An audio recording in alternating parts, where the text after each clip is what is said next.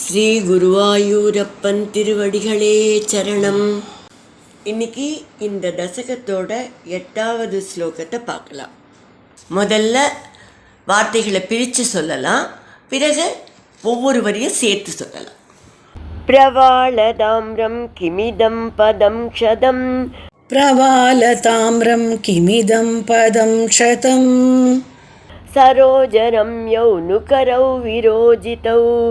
சரோஜரம் யௌனுகரௌ விரோஜிதௌ.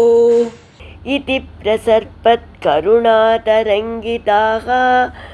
இதி பிரசர்பத் கருணாதரங்கிதாः. त्वदङ्गमापस्पृशुरङ्गनाजनाः. त्वदङ्गमापस्पृशुरङ्गनाजनाः. प्रवाळदाम्रं किमिदं पदं क्षदं. सरोजरं यौनुकरौ विरोजितौ. प्रवालताम्रं किमिदं पदं क्षतं. सरोजरं यौनुकरौ विरोजितौ. इति प्रसर्पत् करुणातरङ्गिताः. त्वदङ्गमापस्पृशुरङ्गनाजनाः. इति प्रसर्पत् करुणातरङ्गिताः. त्वदङ्गमापस्पृशुरङ्गनाजनाः. இப்போ நாம் இந்த ஸ்லோகத்தோட வார்த்தைகளை பிரித்து அர்த்தங்களை பார்க்கலாம்.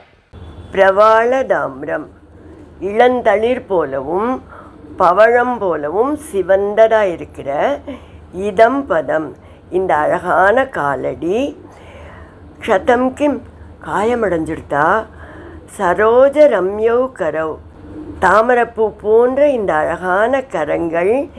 விரோஜித்தவுனு, நொந்து போயிடுத்தோ, அடிபட்டுடுத்தோ.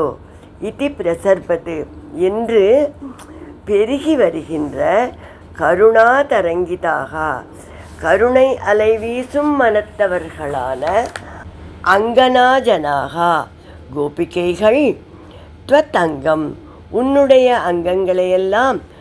ஆபஸ்பிருசூஹு, தொட்டு தடவினார்கள். இப்போ இந்த ஸ்லோகத்தை முழுவதுமாக பாராயணம் பண்ணி இதோட முழு அர்த்தத்தையும் பார்க்கலாம்.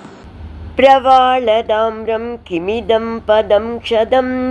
சரோஜரம் யௌனுகரௌ விரோஜிதௌ. இதி பிரசர்பத் கருணாதரங்கிதாः. त्वदङ्गमापस्पृशुरङ्गनाजनाः. குழந்தையின் பவளம் போன்ற பாதங்களில் ஏதானும் அடிபட்டிருக்குமோ, அவனோட மென்மையான தாமரை போன்ற கைகள் புண்பட்டிருக்குமோ என்றெல்லாம் கவலைப்பட்டு கொண்டு அந்த கோபிகா ஸ்திரீகள் உன் திருமேனியை தடவினார்கள்.